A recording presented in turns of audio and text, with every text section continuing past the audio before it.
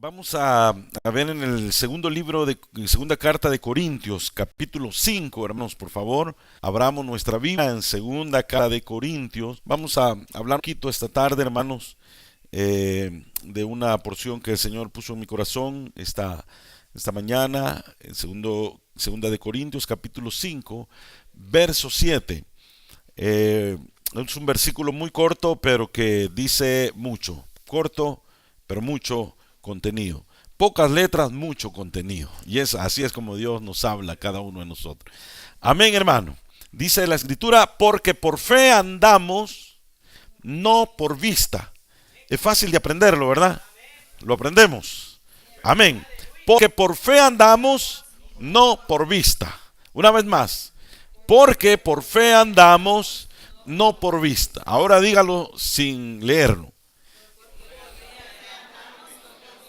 Muy bien, muy bien. No me voy a olvidar ese versículo. Que andamos por fe y no andamos por vista. Amén. Había un hermano que era pastor, un amigo, pastor que de repente decía, hoy no sé qué predicar, no he hallado, no hallo, no he tenido tiempo de buscar, de estudiar, no sé qué predicar. Y le decía a los músicos, hermanos, hoy saquen todas las alabanzas porque hoy solo vamos a cantar. Vamos a darle libertad al Señor. Pero lo que no tenía era un mensaje para predicarle al pueblo. Entonces decía, hoy le vamos a dar la libertad al espíritu. Y las 2, 3 horas del culto eran pura cantada, danzada, sudada, todo lo demás. Y el Señor no lo dejaban hablar en ningún momento. Esta semana ha sido una semana de mucho trabajo y otras actividades. Y llegó esta mañana, hermanos, y me levanté, Dios mío, no tengo que predicar. Ya le iba a hablar a los músicos, pero no les hablé. No. Fíjense que me puse a pedirle al Señor misericordia. Y el Señor me dio una palabra para usted que seguramente es para usted, hermano. Y para mí también. Porque Dios tiene para nosotros algo más de lo que conocemos, algo más de lo que hemos visto, algo más de lo que nuestras manos han, mucho más lo que Dios quiere darnos a cada uno de nosotros. Hemos conocido al Señor de alguna manera, pero Dios quiere que vayamos aún más allá a conocer. Por eso dice ese versículo que andamos por fe, no por vista.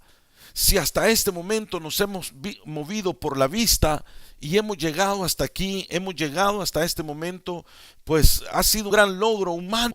Pero Dios lo que tiene, hermano, es caminar por fe. Es, hermano, andar en aquellas circunstancias en las cuales uno ya no entiende cómo opera Dios. Y lo importante no es que nosotros entendamos cómo Dios va a hacer las cosas. Eso no es lo importante. Lo importante es creer que Dios hará las cosas. Desde luego, hay una contraposición. Satanás siempre va a estar ahí para bloquearnos o para detener nuestra fe. Satanás no le interesa las demás cosas. Satanás lo que le interesa es trabajar en contra de nuestra fe. Porque como nosotros andamos por fe, ese es el vehículo en el que nos debemos mover, hermano. La fe, así dice la Biblia, porque andamos por fe, no por vista. Si usted, hermano, se sube a un vehículo, a un transporte, usted sabe que se va a subir a un lugar y va a llegar a otro lugar. Pues no necesitó fe, solo necesitó tener con qué pagar el pasaje, con qué pagar el billete y movilizarse. Así dice la palabra, que nosotros nos movilizamos en la vida espiritual por fe. El que se sube a este tren y no anda, hermano, por fe, es como aquel que se sube sin andar un billete y todo el tiempo a toda la gente le mira cara de billetero. ¿No es cierto, hermano? No es cierto que a todo mundo que parece, uno lo pone nervioso, y ese viaje es un viaje largo, inquieto, incómodo. Pero cuando uno anda el billete, hermano, mire, hermano, uno quisiera que le salieran para... Pero en ese momento no le salen. Pero no importa. Si nosotros sabemos, hermanos, que andamos por fe, nos subimos a este tren, porque antiguamente nos enseñaban a nosotros, no por una doctrina, sino que era como algo, era una figura que nos decían que el evangelio era como era un tren. hasta himnos habían que decía que el tren del evangelio y que había que subirnos y que aunque sea se subiera en el último vagón, pero que siempre iba a llegar, que el tren era gratis, etcétera, un montón de cosas. Pero cuando nosotros nos subimos y sabemos que andamos por fe, sabemos que tenemos un destino, vamos a llegar a un lugar. Pero el enemigo, Satanás, hermano, siempre se levanta para estropear y para detener el fluir, para detenernos en la fe nosotros. Y ahí es donde viene la situación que yo quiero platicarle, que Satanás, siempre que Dios dice algo, siempre él sale adelante para decirnos lo contrario. Dios le dijo a Adán y a Eva, por ejemplo, no comerán del fruto de este árbol, y le dio las indicaciones. Pero cuando Eva habla con la serpiente le pregunta: ¿con qué Dios os ha dicho? No, no será así, sino que será de esta forma. Entonces el enemigo, cuando usted tiene una palabra de Dios en su vida, hermano, el enemigo viene y le muestra la otra cara de la moneda. Por decir algo, el enemigo viene y le dice a Eva: Dios te dijo esto, pero no es así. Yo sé más que él y esto va a ser así.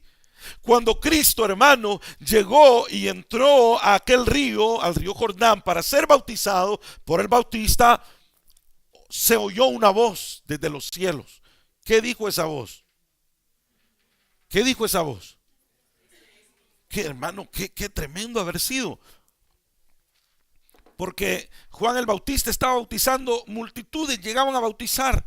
Y siempre lo mismo, llegaba un pecador, se arrepentía el pecador, lo tomaba Juan el Bautista, lo bautizaba, lo levantaba, salía el pecador y ya bautizado. Y esa era la rutina todos los días. De repente un día, una mañana, una tarde, no lo sé, llegó un hombre que era diferente. Un hombre totalmente diferente. Un hombre que no era igual que todos los demás hombres. Porque todos llegaban y bajaban al Jordán para que fueran perdonados sus pecados. Pero este hombre era diferente. Este hombre bajó al Jordán para perdonar los pecados del mundo y no para ser perdonado. Y cuando este hombre baja, hermano, este hombre diferente, extraño para todos los demás, un hombre, hermano, que conocía no solamente el camino de la salvación para ellos, sino que él mismo, él era el camino. Dice que se oyó una gran voz, y la gran voz impresionante dijo: este es mi hijo amado, en quien tengo complacencia. Esa fue la voz. A nadie le quedó duda que era el Hijo de Dios.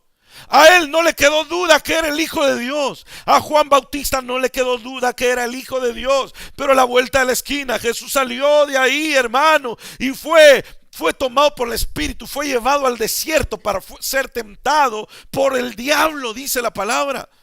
Y cuando él estaba en el desierto, él estaba en un ayuno de 40 días y 40 noches, y a Jesús le dio hambre, porque él también le daba hambre. No crea que él era un espíritu ahí ambulante, parecido a un hombre que no sentía la necesidad que siente todo ser humano. Él era un hombre natural, siendo Dios, era un hombre también, y sintió hambre. Aprovechó el enemigo para ir ahí, y después de escuchar aquella voz que decía: este es mi hijo amado, Satanás llega, hermano, y le dice: con que tú eres el Hijo de Dios. A ver, si es cierto que es hijo de Dios, tírate de este monte, o tírate del pináculo del templo, o haz que las piedras se conviertan en pan. Él siempre iba a presentar una evidencia natural y una evidencia, hermano, que los ojos miran. Ahí viene la situación de la evidencia versus la realidad. La evidencia es lo que miramos. La evidencia, hermano, es lo que nuestros ojos palpan. La evidencia es que la noche cerca, por ejemplo. Pero la realidad es lo que Dios dice de la noche: que la noche durará el lloro, durará la tristeza, pero la mañana viene donde trae la alegría. Esa es mi realidad. La evidencia es que la noche es oscura. La realidad es que aunque yo esté, hermano, en valle de sombra y de muerte, Él es mi pastor. La evidencia es que yo voy pasando por el fuego. La realidad es que aunque pase pase por el fuego, no me voy a quemar. La evidencia es que aunque pase por las aguas, no me van a ahogar. La realidad es que Él ha dicho que aunque pases por los ríos y los fuertes vientos, no te ahogarán. Entonces la evidencia es lo que nuestros ojos miran. La evidencia es lo que nosotros tememos. La realidad es lo que Dios ha dicho. Le voy a poner otro ejemplo. La evidencia, hermano, es cuando, por ejemplo, Esteban fue un hombre de Dios que murió apedreado. Por predicar el evangelio murió apedreado. La evidencia eran las piedras que le estaban cayendo. Las piedras dolían. Esteban no estaba en el espíritu. Las piedras eran duras. Pero él no miraba las piedras, él miraba la gloria de Dios. Entonces la evidencia natural, humana, la evidencia de los ojos eran las piedras. La realidad era la gloria de Dios que estaba sobre él. Le voy a poner otro ejemplo. La evidencia era que Sara era estéril. La realidad era que dentro llevaba un hijo en su vientre ya. Pero ella iba donde el ¿cómo se llama el pediatra? ¿Cómo que se llama? El ginecólogo. Y el ginecólogo le decía, no. ¿Y quién le ha dicho a usted que está embarazada? Ella le decía, pues Dios me lo ha dicho. Pero mire qué clase de Dios es. Usted tiene 20 años, 30 años, 40 años, 50 años de estar viniendo a tomarse el examen. Y no es cierto. Ha de haber sido tremendo para Sara, hermano. Ha de haber sido tremendo porque Dios le dijo, Sara tendrá un hijo. Llegaron 3 varones y dijeron, Sara tendrá un hijo. Y Sara salía, Dios me ha dicho que voy a tener un hijo. Dios, voy a tener un hijo, voy a tener un hijo. Y las amigas cercanas seguramente le hicieron una fiestecita, ¿cómo se llama? Un baby shower. Porque Sara iba a tener un hijo. Lo había dicho Dios y Dios no se equivocaba. Pero Sara no lo tenía. Esa era la realidad. O esa era la evidencia, perdón. Lo que ellos miraban. La evidencia era con lo que ellos tropezaban. Pero la realidad era que Dios ya había hablado. Y la realidad es que Dios iba a cumplir lo que se había hablado. Esa es la situación, hermano. La evidencia versus la realidad. La evidencia o la realidad es lo que cantamos hace un momento. Yo solo sé que yo soy su hijo y Él es mi padre y mi padre me ama. ¿Cuántos creen esa palabra? Pero de repente viene Satanás, ¿cómo que sos hijo de Dios? Si un hijo de Dios sería, Dios es rey, hasta le hace pregunta. ¿Y Dios qué es? Pues Dios es el rey de reyes, Señor de señor. ¿Cómo se llama un hijo de un rey? Pues se llama príncipe. Y mira qué príncipe el que está ahí. El príncipe que no tiene ni para pagar las cuentas mañana. El príncipe que no tiene ni para comprarse zapatos nuevos. Un príncipe que no tiene ni para comer. ¿Cómo es eso? No eres hijo de Dios. Y viene Satanás y empieza a mostrar las evidencias que usted está pasando. Pero la realidad, la única realidad es lo que Dios dice. No temáis, manada pequeña, que yo estaré con vosotros todos los días hasta el fin del mundo. Esa es la realidad versus la evidencia. Entonces la realidad, mire hermano, miren, yo le voy a decir una cosa. Si nosotros creyéramos más en la realidad que Dios nos dice, no vendríamos como traemos a veces un rostro así como que ya venimos en las últimas, hermano. ¿Y qué le pasa, hermano? Viera todo lo que hoy sí que me ha llovido sobre mojado. Hoy viera que me está pasando de todo. Creo que Dios ya me olvidó. Creo que Dios no se acuerda de mí. Creo que todas las promesas que Dios me ha dado, hermanos, han sido quizás una fantasía. ¿Cuántos hemos recibido una promesa de Dios, hermano, en nuestra vida? ¿Usted ha recibido alguna promesa de Dios un día en su vida? Levante su mano, hermano. ¿Cuántos hemos recibido una promesa de Dios? Algunos ya ni la mano queremos levantar. Hasta con la otra nos ayudamos. Yo, hermano, ya ni creo. Pero ¿sabe qué? Dios, el que le ha prometido, es el mismo Dios que le prometió a Sara. Es el mismo que Dios que le prometió a Gedeón darle la victoria, aun cuando todos se le estaban yendo, hermano. Dios le dijo a Gedeón, yo salvaré a Israel por tu mano, Gedeón. Gedeón se levantó y dijo: muy bien, porque cuando Dios nos habla, hermano, es como una inyección de ánimo. Como que sí, como que lo levantan a uno, lo catapultan a uno. Cuando de repente uno siente una palabra que Dios le ha dado. Y dice Gedeón: bueno, muchachos, vamos todos mis guerreros, ¿dónde están? Dios nos va a dar la victoria. Y va a buscar a todos sus ejércitos, 32,000 hombres. Es un ejército como para sentirse, hermano, orgulloso. Es un ejército como para no dudar. 32,000 hombres esperando solo la orden del general Gedeón, que diga: ¡ataque, valientes! Y Dios le dijo: Gedeón, sí, te veo muy animado, te veo muy contento, te veo con mucho espíritu, con mucha buena actitud, con los ánimos elevados, pero no me gusta el ejército. Hay muchos miedosos ahí y vamos a pasar un filtro, Gedeón. Muy bien, dijo. Aunque Gedeón al verlos no miraba ningún miedoso, pero como Dios es el que conoce los corazones, nosotros miramos solo lo de encima, pero Dios mira nuestro corazón, hermano. Y Gedeón dio la orden: todo el que esté miedoso, dé un paso al frente. Gedeón seguro que ni uno solo iba a dar el paso al frente.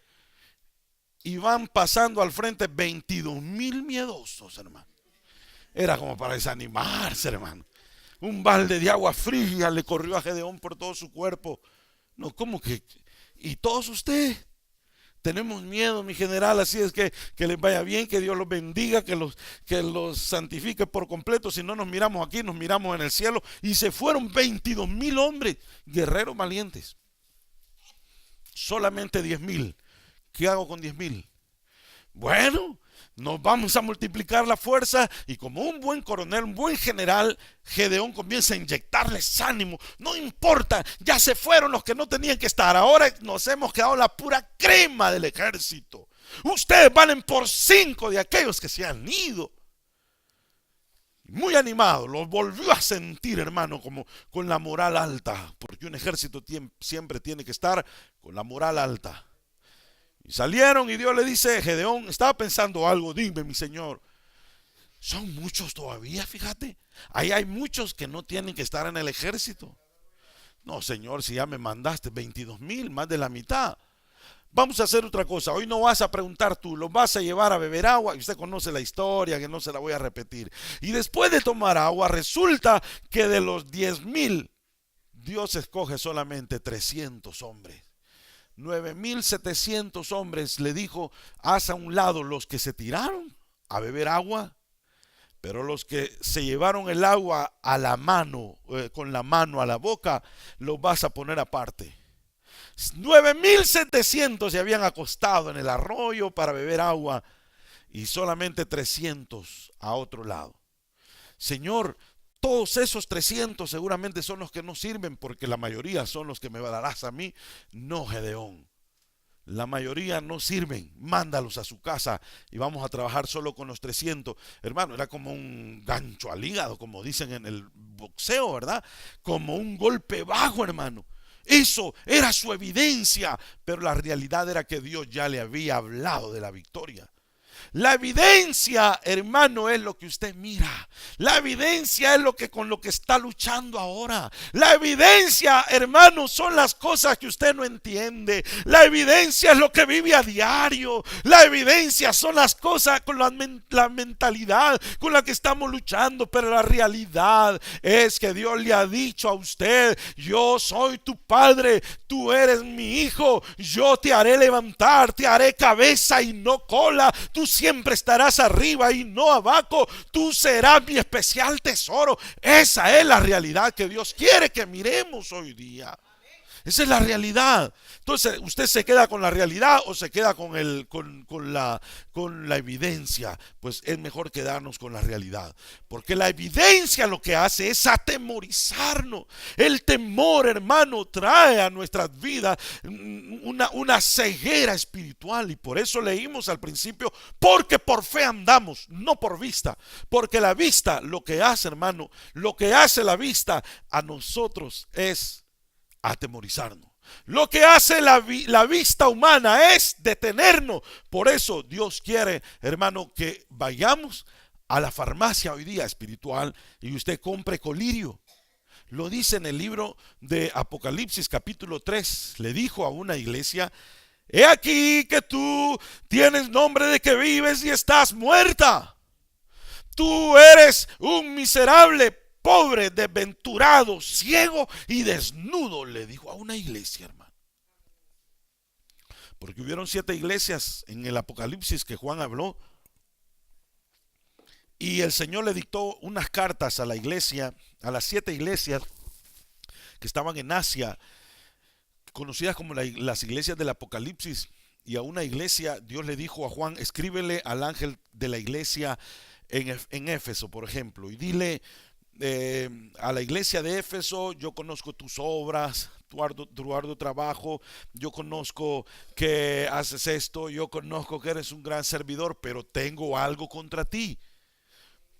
Y lo que tengo contra ti es que has perdido tu primer amor. Eso no me gusta de ti. Eso no me gusta.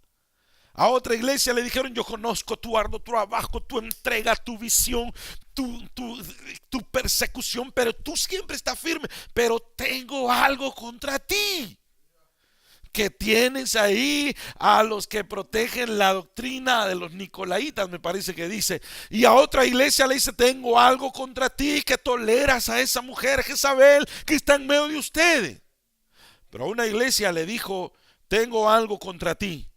Y todo lo que, mire, que mejor lo vamos a leer, hermano. Capítulo 3, verso del 18, dice, desde el 15. A la iglesia de la Odisea le dijo: yo conozco tus obras. Porque a las 7 iglesias Jesús se les presentó diciéndole: yo conozco tus obras. Hermano, el Señor conoce nuestras obras. ¿Aló? Hermano, el Señor conoce nuestras obras. Dios conoce tus obras. He aquí que yo conozco tus obras, dice en el verso 15. Y ojalá si fueras frío o caliente. Ojalá si fueres frío o caliente, pero por cuanto eres tibio, te vomitaré de mi boca. Porque tú dices: yo soy rico y me he enriquecido. El Señor me ha engrandecido y de ninguna cosa tengo necesidad. Y no sabes que tú eres un desventurado, miserable, pobre, ciego y desnudo. Mire cómo le dice el Señor. A este no le dijo nada bonito, a todas las demás les dijo cosas bonitas, pero a esta iglesia no le dijo nada bonito. Yo siempre me he preguntado, si el Señor nos mandara una cartita hoy, ¿qué nos dijera el Señor, hermano? ¿Qué nos mandara a decir el Señor? Iglesia de Nuevo Pacto de Milano, yo conozco tus obras. Y si nos dijera el Señor: pero tengo algo contra ti, ¿qué nos dijera el Señor, hermano? Bueno, no la vamos a seguir redactando, el Señor sabe qué nos dijera. Pero antes de saber qué el Señor nos dijera, miremos lo que le dijo a esta iglesia. 5 cosas. Tú eres un desventurado, un miserable, un pobre, un ciego y un desnudo. 5 enfermedades, 5 problemas, pero en el versículo 18 le da una sola solución. ¿Cuál es la solución que le da en el capítulo 3, 18? Por tanto, yo te aconsejo que de mi farmacia, de mi nombre, de mi palabra, compres oro refinado en fuego para que seas rico, y vestiduras blancas para vestirse y que no descubra tu desnudez, y unjas tus ojos con colirio para que vea. Todo lo demás se te va a ir curando con respecto tú vayas viendo tu enfermedad, porque a veces queremos curarnos otras cosas, pero espiritual. En el camino, hermano, hay cosas que nos ciegan la vista, hay cosas que nos van cerrando la visión espiritual, hay cosas que a nosotros, hermano, nos dañan la vista y ya no vemos todo lo demás. Ya no vemos todo lo demás. Yo creo, hermano, que hay muchos, todos los sentidos que Dios nos ha dejado son muy importantes, pero yo creo que el más importante de todos son los ojos, hermano. Es la vista. Ha de ser terrible no poder ver. Ha de ser terrible no tener la vista. Ha de ser terrible no saber lo que sucede alrededor. Eso no le parece, hermano. Haga la prueba usted y diga: hoy voy a salir como que no veo, para ver qué siente la gente, y baje esas escaleras a ver cómo le va. Me cuenta, tal vez en el hospital, hermano. Sería terrible no tener vista. Sería terrible como aquellos ciegos que nacieron sin la vista, que habla la palabra del Señor. Entonces el Señor les dice: yo te aconsejo que de mí compres oro refinado en fuego para que seas rico. Entonces la riqueza espiritual es la que Dios da. Que compres vestiduras blancas para vestirte y que no se descubra la vergüenza de tu desnudez, y tus ojos los unjas con colirio para que veas la desnudez tuya y la de tu hermano, para la necesidad de tu hermano, para que veas también lo que tienes que hacer. Entonces nosotros necesitamos tener colirio para nuestros ojos, hermano. Necesitamos comprar el colirio para nuestros ojos. ¿Por qué? Porque la visión espiritual, Satanás sabe, hermano, qué útil es para un hijo de Dios, y por eso la ataca. La ataca con ciertas cosas. El enemigo está atacando la visión espiritual, está atacando la vista, hermano, con cosas que vienen a nuestra vida. Yo le voy a hablar de tres cosas así rápidas, de las cosas que ciegan la vista espiritual, para que nosotros vayamos y compremos colirio espiritual. En el segundo libro de Reyes, capítulo 6, verso 16, encontré que lo primero que ciega los ojos espirituales de los hijos de Dios es el temor, el miedo. El miedo nos detiene, el miedo nos atrapa, el miedo nos frena, hermano, nos bloquea el paso. Dice la palabra, versos 16, capítulo 6, 16 de segundo de Reyes. Él le dijo: no tengas miedo, porque más son los que están con nosotros que los que están con ellos. Y oró Eliseo y dijo: te ruego, Jehová, que abra sus ojos para que vea. Entonces Jehová abrió los ojos del criado y miró, y aquí que el monte estaba lleno de gente de a caballo y de carros de fuego alrededor de Eliseo. Entonces lo primero que encontramos en la palabra que cierra nuestros ojos es el miedo, es el temor. ¿Cuántos hemos estado enfrentados al miedo? ¿Cuántos hemos estado enfrentados al temor de hacer algo? Tengo temor de hacer esto, tengo temor de hacer aquello, tengo temor de dar este paso, tengo temor de dar el otro. Y ahí nos quedamos frenados, nos vamos quedando, hermano, enfrentados a una realidad. El pueblo de Dios estaba paralizado, un gigante lo tenía paralizado, las palabras de un gigante lo tenían paralizado. Goliat llegaba y todo el gran ejército de Israel estaba paralizado, porque Goliat llegaba y dice la Biblia que les hablaba y les decía: mándenme a un hombre y ya van a ver cómo lo voy a agarrar. Hermano, ha de haber sido bien sarcástico para hablar Goliat. Y se paraba enfrente del ejército y les decía: miren, yo soy un hombre que con estas unas manotas así, hermano. Y se las enseñaba: el que venga aquí lo voy a agarrar, lo voy a descuartizar. Primero le arranco la cabeza, después las manos. Va a ser como estar aplastando una langosta. Pero no lo había hecho. Entonces el pueblo y el ejército tenía miedo solo a las palabras de Goliat, porque no agarraba a uno de sus soldados y les hacía la muestra de lo que iba a hacer con ellos. No sé si me explico, hermano. Entonces Satanás viene y comienza a insultarnos, comienza a hablarnos, comienza a decirnos: vas a ver lo que te va a pasar, yo voy a hacer esto con vos, que ni cuenta te vas a dar. Y nosotros empezamos, hermano, a venirse el miedo. ¿Cuántas personas están, hermano, van a su trabajo y de repente: ¿y si me quitan el trabajo? ¿Y si de repente ya no tengo que comer? Y me sacan de la casa, y entonces me pasa aquello, y empiezan a llorar por algo que no está sucediendo. Es solo el miedo lo que está trabajando, lo que está operando en ese momento. Tengo un dolor por aquí, y si fuera una cosa grave, y si fuera aquello, hermano, el miedo tiene que salir de nuestras vidas. Como dice ese corito, hermano, no debemos de ser esclavos del miedo, no ser esclavo del temor. Así dice el coro, ¿verdad? Qué letra más tremenda ese coro. Ya, porque el temor nos hace esclavos.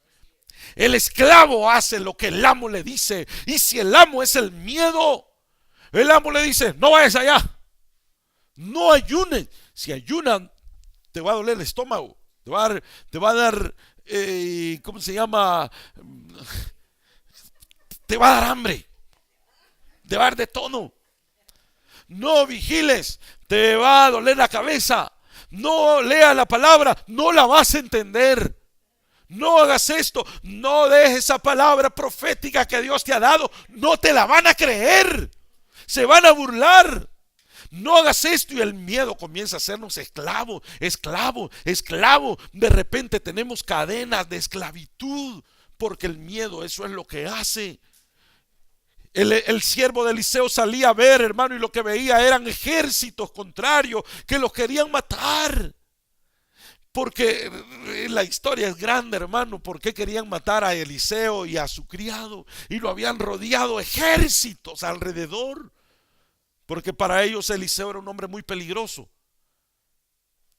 Y tenían que tener una gran estrategia, pero la estrategia era causémosles temor, causémosles temor. Y lo habían rodeado. Y cuando salía el criado de Eliseo y abría las cortinas, los soldados le decían, le hacían así, hermano, y le decían, pa, pa, y pa.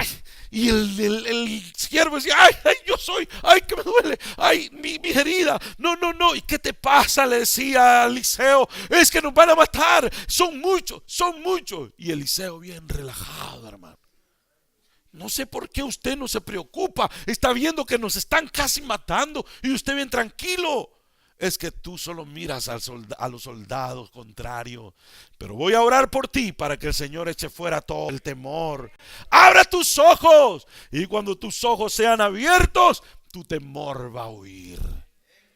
A veces le decimos, Señor, sácame este temor. No, lo que Dios va a hacer es abrirnos los ojos para que veamos que el que está con nosotros es más grande y poderoso que el problema que nos está destrozando, hermano.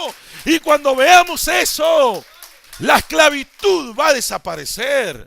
Sí, porque nosotros, Señor, quítame este problema, quítame aquello, quítame el otro. No, voy a abrir tus ojos para que veas que el que está a tu lado es más grande y poderoso. Eso era lo que sucedía con David. David miraba, hermano, al gigante que estaba a la par del gigantito aquel que era gigante para los demás. ¿Qué quiere decir esto? Los filisteos, los israelitas miraban a un gigante. Saúl miraba a un gigante. Todos miraban a un gigante, pero David miraba a un incircunciso. Todos miraban a un hombre impresionante de altura, pero David miraba a un hombre que no valía nada porque no era nada delante de Dios. Y David miraba al gigante poderoso que estaba, hermano, detrás del gigante Goliat. Y el Señor solo lo miraba así. Quizás le había puesto el pie así al gigante Goliat y le decía, tírale con la onda, mi hijo, que yo te lo agarro aquí para que no se haga los quites. Y allá venía David, porque él sabía que el que estaba detrás del gigante era más grande y poderoso. Entonces lo que Dios quiere es abrirnos los ojos, porque ese problemita que nos está ahogando no es nada. Y cuando Dios nos abre los ojos, ¡ay! Si yo creía que en esto me iba a morir y me iba a ahogar. No, hijo, yo siempre te he tenido de mi mano derecha. Eso es lo que necesitamos, que alguien ore por nosotros para que nuestros ojos sean abiertos. Porque si Eliseo le dijo, no, venga para acá, venga para acá. Y que si hay, voy a orar por usted para que Dios le abra los ojos. Y Dios le abrió los ojos al siervo y dice que volvió a ir a ver y abrió la cortina. Y mismo los enemigos le decían, venga, y todo lo demás. Y Eliseo solo decía,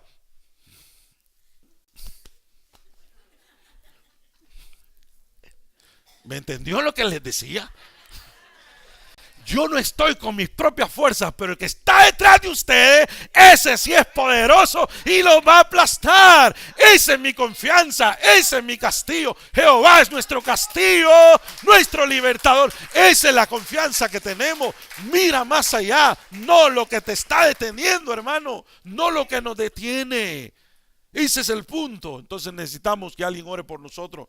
Cuando necesitamos que alguien ore por nosotros, hermano. Entonces hoy seguramente usted va a venir a que alguien ore por usted para que el Señor nos abra los ojos, hermano. Quizá usted no necesita una gran liberación de saber cuántos, hermanos, no, que nos abra los ojos y nosotros veamos lo que realmente está a nuestro alrededor.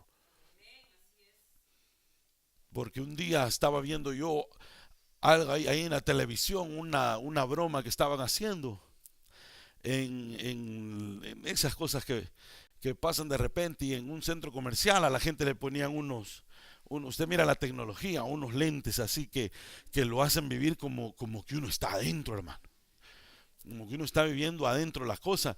Y, y lo sentaban en unas, ¿cómo se llama? En unos sillones que se movían, saltaban, y de repente y había gente que ahí en determinado momento les tiraba como agua a los que estaban en la broma, y como les habían puesto cinturones y no se podían mover, y de repente, hermano, pasaban en la televisión lo que la gente estaba viendo y los hacían ver como que iban en una montaña rusa, pero peligrosísima, hermano, y se miraba que salían así y el efecto del sillón hacía lo que iban viendo, y esa gente gritaba, esa gente quería agarrarse, se quería detener porque no miraban con sus ojos, y cuando gritaban ya, ya, ya, y pasaban por ciertos lugares como que iba a entrar al mar aquella cosa, y en ese momento les tiraban agua para que sintieran que la realidad de la cuestión no es terrible.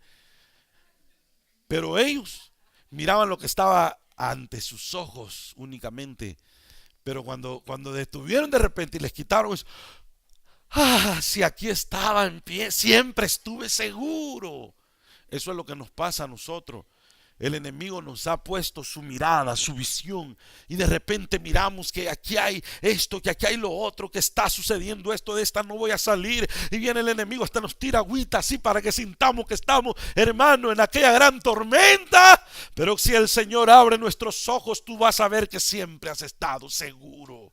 Tú vas a ver que siempre has estado, hermano, tomado de la mano del Señor. Nunca te ha abandonado, nunca te ha dejado. Y si estás aquí, estamos aquí, es la evidencia de que Dios es grande, bueno, es poderoso, hermano, en nuestras vidas.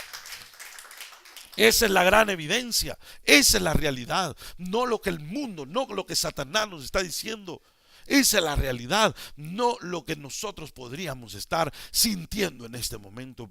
Por eso decía el salmista David: aunque pase por el valle de la sombra y de muerte, no temeré mal alguno. Tu vara y tu callado me van a infundir aliento. Su vara y su callado, no lo que diga la gente, porque la gente a veces más hasta nos hunde, hermano. En vez de darnos el callado, nos tiran un empujón. Pero usted se apoya en la mano fuerte y poderosa del Todopoderoso, que es el Señor. Vamos a ver ahora otro punto bien interesante. Ya vamos terminando. Las heridas, hermano, y el dolor también de las circunstancias que usted también cierran los ojos. Le voy a leer estos versículos en Génesis capítulo 21 y verso 14. Dice: entonces se levantó Abraham muy de mañana y tomó pan y un odre de agua y lo dio a Agar, poniéndolo sobre su hombro, y le entregó el muchacho y lo despidió. Y ella salió, anduvo errante por el desierto de Beerseba, y le faltó el agua del odre, y echó al muchacho debajo de un arbusto, y se fue y se sentó enfrente a distancia de un tiro de arco, porque decía: no veré cuando el muchacho muera. Cuando ella se sentó enfrente, el muchacho alzó su voz y lloró. Y oyó Dios la voz del muchacho, y el ángel de Dios llamó a Agar desde el cielo y le dijo: ¿qué tienes, Agar? No temas, porque Dios ha oído la voz del muchacho en donde está. Levántate, alza al muchacho y sosténlo en tu mano, porque yo haré de él una gran nación. Entonces Dios le abrió los ojos y vio una fuente de agua, y fue y llenó el odre de agua y dio de beber al muchacho. Usted conoce la historia de Agar, de Sara y de Ismael y de Abraham.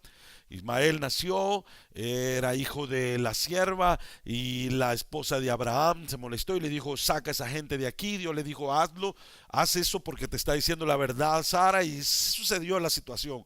Pero lo más duro es que Abraham, siendo rico, millonario, dice, en gran manera rico, Abraham le dio solamente una bolsa con pan, un poco de pan, y le dio un odre, una forma de contenedor de agua, de cuero, y se lo dio para donde les alcance, y los mandó en dirección del desierto. Iban a pasar muchos días por el desierto. Esa agua se les iba a terminar, y de hecho se les terminó. Y el primero que empezó a sentir los efectos fue el niño aquel, hermano, que tenía unos 8 o 10 años de edad. El niño comenzó a sentir los efectos.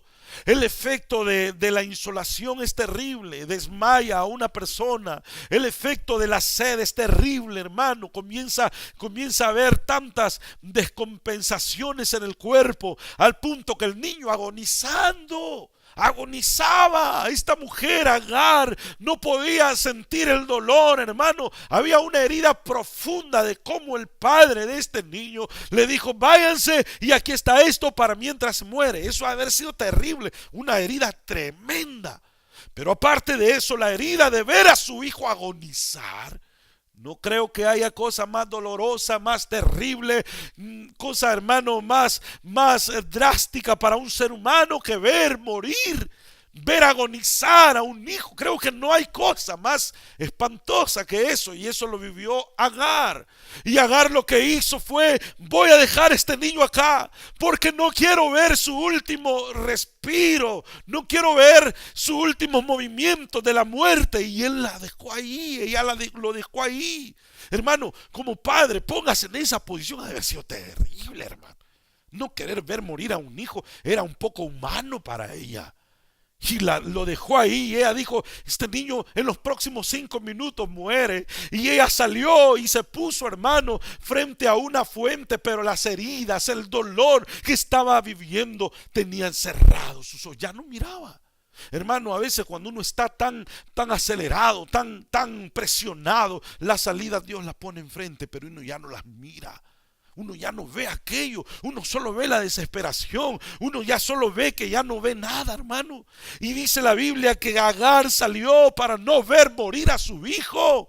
En eso el hijo, seguramente en su agonía, en su momento de agonía, él dio un grito, él clamó, él gritó en ese momento, dice la palabra, hermano. Y cuando ese momento ocurrió, que aquel niño gritó, entonces el ángel de Jehová le habló a Agar y le dijo: Agar, ¿qué tienes?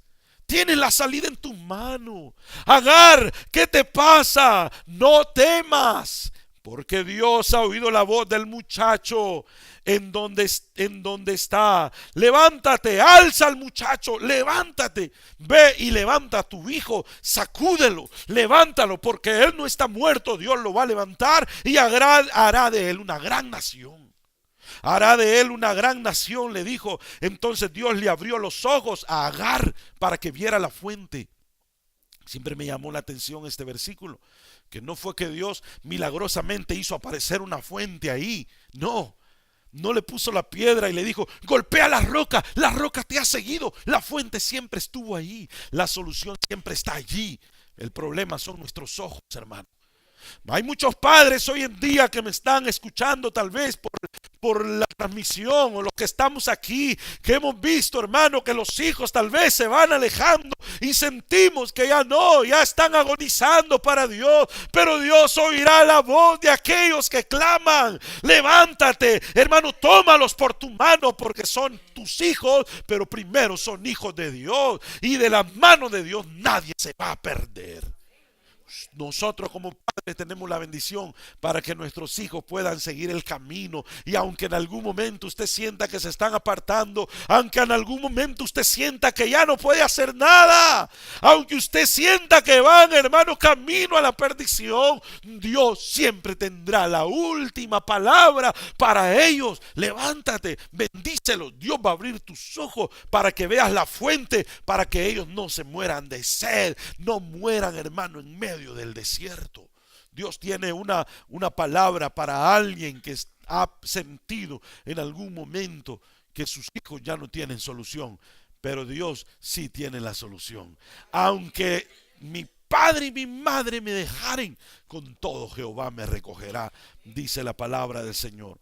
Agar se sentía herida, Agar se sentía, hermano, terriblemente golpeada, y ella ya no miraba. Seguramente las heridas del pasado, las heridas del presente nos han hecho, hermano, nuestros ojos ciegos han hecho que ya no miremos la respuesta. La respuesta Dios la tiene ahí. La respuesta Dios la tiene cada día que usted viene a la casa de Dios. Dios tal vez le dará una cucharadita de su medicina, pero estamos tan, hermano, tan faltos de fe, tan adoloridos ya, hermano, del alma, que ya sentimos que ya no es para nosotros. Sentimos que la palabra ya no viene para nosotros. Sentimos que Dios ya no nos habla. Abrimos la Biblia y sentimos que ya ni allí nos habla el Señor. Pero es cuando Dios tiene la palabra, hermano, de vida para nosotros. Por último, quiero hablarle de un caso de unos hombres que estaban con una tristeza profunda. Eran discípulos de Cristo Jesús, discípulos del Señor. Eran discípulos de Cristo. Dice que le voy a leer 24:13 de Lucas. Y aquí que dos de esos discípulos, iban el mismo día de la crucifixión o de la resurrección a una aldea llamada Emaús, que estaba a 60 estadios de Jerusalén, e iban hablando entre sí de todas aquellas cosas que habían acontecido. Sucedió, verso 15, que mientras hablaban y discutían entre sí, Jesús mismo se acercó y caminaba con ellos. Mas los ojos de ellos estaban velados, estaban ciegos, ya no miraban, para que no le conociesen. Y les dijo: ¿qué pláticas son estas que tenéis entre vosotros mientras camináis? ¿Y por qué estáis triste? Respondiendo uno de ellos, que se llamaba Cleofas, le dijo: ¿eres tú el único forastero de Jerusalén que no ha sabido las cosas que en ella han acontecido en estos días? Entonces él les dijo: ¿qué cosas? ¿De qué están hablando ustedes? Jesús le preguntaba a sus discípulos, y ellos le dijeron: de Jesús, Jesús Nazareno, uno que fue un varón profeta, poderoso en obra, en palabra, delante de Dios y de todo el pueblo. Veníamos hablando cómo lo entregaron los principales sacerdotes y nuestros gobernantes a sentencia de muerte, y le crucificaron, y venían adoloridos. Creo que como amigos, como cercanos, como discípulos de Cristo, ellos estaban de luto, estaban de duelo, estaban adoloridos, hermano. Venían de enterrar, los entierros no duraban solo el momento que lo llevaban, sino que duraban muchos días después. Llegaban, le seguían poniendo perfumes y aromas en la tumba, y el luto seguía muchos días. Estaban iniciando un luto que los había, hermano, rasgado el corazón a los discípulos. ¿Eres tú el único que no sabes cómo lo crucificaron y le dieron muerte? Le crucificaron, pero nosotros, los discípulos, los que lo conocíamos, esperábamos que Él era el que había de redimir a Israel. Quiere decir que la fe se les había terminado. Yo esperaba que Dios hiciera el milagro, aunque sea en el último momento. Yo esperaba que Dios hiciera algo en el último momento. Yo esperaba que Dios me hablara, aunque sea en el último momento. Pero es que Dios no va a actuar como nosotros trazamos nuestras líneas, porque nuestros pensamientos no son los pensamientos de Dios. Él tiene su forma de actuar, Él tiene su forma de obrar, y la forma en la que Dios está obrando en nosotros es lo mejor que para nosotros es, hermano. Y dice que ellos dijeron: nosotros esperábamos que Él era el que iba a redimir a Israel. Y ahora, además de todo esto, hoy es el tercer día que esto ha acontecido. Aunque también nos han asombrado unas mujeres de entre nosotros, las que antes del día fueron al sepulcro, y como no hallaron su cuerpo, vinieron diciendo que también habían visto visión de ángeles, quienes dijeron que Él vive. No decían sucedió eso, sino unas mujeres andan contando. Lo mismo que Jesús había dicho que iba a suceder, ellos lo tomaban como una murmuración. Y dice verso 24: y fueron algunos de los nuestros al sepulcro, y hallaron así como las mujeres habían dicho, pero a Él no le vieron. A pesar de esta gran realidad que ellos estaban viviendo, ellos seguían cegados por las evidencias. Las evidencias son terribles, hermano. Entonces Jesús les dijo: oh insensatos, insensatos y tardos de corazón para creer todo lo que los profetas han dicho. ¿No era necesario que el Cristo padeciera estas cosas y que entrara en su gloria? Y comenzando desde Moisés y siguiendo por todos los profetas, les declaraba en todas las escrituras lo que de él decían. Llegaron a la aldea donde iban y él hizo como que iba más lejos. Mas ellos le obligaron a quedarse diciendo: quédate con nosotros porque se hace tarde, el día está terminando. Y entró pues a quedarse con ellos. Pero mire lo que dice el verso 30. Y aconteció que estando sentados con ellos a la mesa, tomó el pan y lo bendijo, lo partió y les dio. Entonces le fueron abiertos los ojos y le reconocieron, mas él se desapareció de su vista. Y decían el uno al otro: ¿no ardía nuestro corazón en nosotros mientras nos hablaba en el camino y cuando nos abría las escrituras?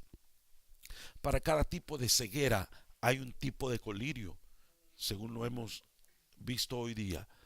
Para cada tipo de ceguera, para la ceguera del temor, para la ceguera del miedo, necesitamos que alguien ore por nosotros, hermano. Para la ceguera de las heridas que no vemos la fuente de Dios, necesitamos que haya un pueblo que clame. Dios va a oír a un pueblo que clama, hermano. Y para la ceguera de la tristeza de no ver la obra de Dios completa, cuando le pedimos algo a Dios y sentimos que Dios no ha obrado, necesitamos lo que hizo Jesucristo. Y dice: y aconteció que estando sentados con ellos a la mesa, tomó el pan y lo bendijo y les dio. Jesús les ministró parte de la Santa Cena a ellos. Jesús les dio parte, hermanos, de su cuerpo. Y cuando ellos comieron, sus ojos les fueron abiertos y le reconocieron, lo vieron. Por eso el tomar la Santa Cena no es un ritual, no debe de ser una rutina, no debe de ser algo común y corriente. Es, hermano, que nosotros nos identificamos con Cristo. Es que nosotros estamos creyendo que el cuerpo de Cristo es ese pan que nosotros estamos comiendo, que el Señor Jesucristo dijo: esto es mi cuerpo, esto es mi sangre, que nosotros nos estamos haciendo uno en el espíritu, no físicamente, sino en el espíritu con Cristo. Cuando nosotros nos sentamos a la mesa del Señor, le estamos exponiendo nuestra vida. Si hay algo que no está bien, debemos de examinarnos para que el Espíritu Santo nos haga entender qué es lo que no está bien, para arreglarnos con Dios, para decirle: Señor, este pan, este vino, es como sentarme a un tribunal para que tú me juzgues, porque yo no quiero que me juzgue el mundo. De todas maneras vamos a ser juzgados, pero si el Señor nos juzga, ese juicio es juicio de misericordia. Dios siempre tiene misericordia con sus hijos, porque los hijos que se corrigen en la casa es para que no sean corregidos en el mundo, porque el mundo no tiene misericordia de ellos.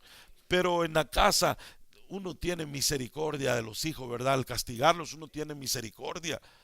Porque en la rabieta y todo eso, uno dice: hoy sí le voy a dar como 20, pero cuando ya llega como 18, ya se detiene. No, muchos 18. Cuando ya después del primero, uno sintió que más le duele a uno. Ojalá que aprenda y ya no necesite más, dice uno. ¿Por qué? Porque la misma misericordia lo hace tener también otra forma del castigo, como dice la palabra del Señor. Así también el Señor nos corrige, así también el Señor nos lleva. Y hay cosas que no las esperábamos y suceden, es para que abramos nuestros ojos, para que sepamos que hay un Dios en los cielos que está pendiente de nosotros. Póngase de pie un momento, hermano, en esta tarde. Gloria a Dios. Y vamos a ministrar esta palabra, y voy a pedir a mis hermanos de alabanza que pasen para ser ministrados por el Señor acá adelante y usted allá donde está. Seamos ministrados con la palabra de Dios.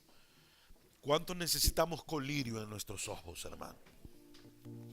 Necesitamos el colirio de la Santa Cena, necesitamos el colirio de la intercesión, pero necesitamos también el colirio de que el Señor obre en nosotros para que el temor sea echado fuera. Porque muchos nos hemos detenido en algún momento de nuestra vida, hermano, por el temor, por el miedo a qué dirán, por el miedo a si funciona, por el miedo a la gente, por el miedo que a veces cosas no existen, solo existen en un tabú en nuestra mente.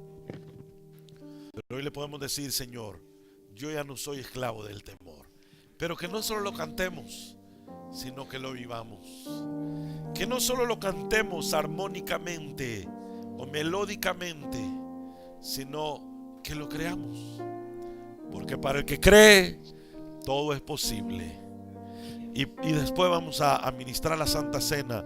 Pero yo voy a hacer una invitación para aquellos que quieren venir al frente hoy, hermano, a decirle: Señor, yo ya no voy a ser un esclavo ni del temor, ni de tristezas, ni de las heridas. No quiero ser, Señor, un esclavo del pasado. No quiero ser un esclavo de lo que sucede alrededor, porque son cadenas espirituales que hoy se van a romper en el nombre de Jesús. Hoy se van a romper en el nombre del que es, del que fue y del que siempre será. Aleluya. Aleluya. Si usted necesita decirle: Señor, venga al frente, hermano, venga hacia el frente hoy. Y aquí adelante vamos a tomar la Santa Cena, los que han pasado y los que se queden atrás. Ahí atrás, no importa donde usted esté, ahí está el Señor. Pero aquellos que necesitan oración, ven hacia el frente, hermano, porque hoy va a huir el temor de nosotros. Hoy va a huir el temor de nosotros.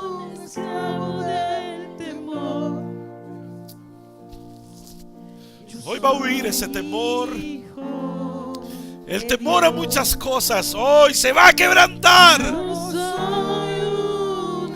Hoy se va a quebrantar, hermano.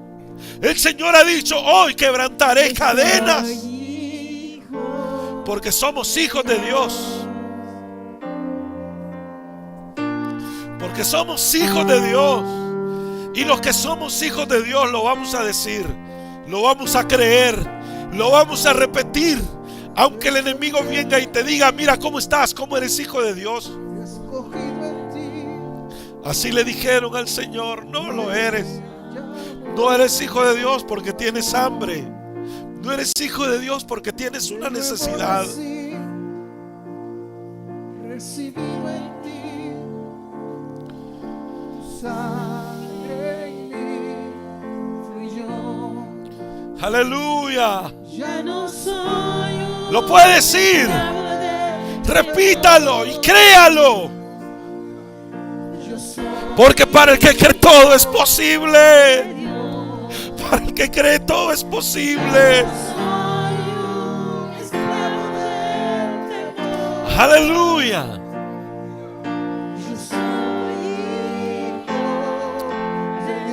Una vez más, una vez más. Ya lo soy. No, Señor. Él está rompiendo cadenas.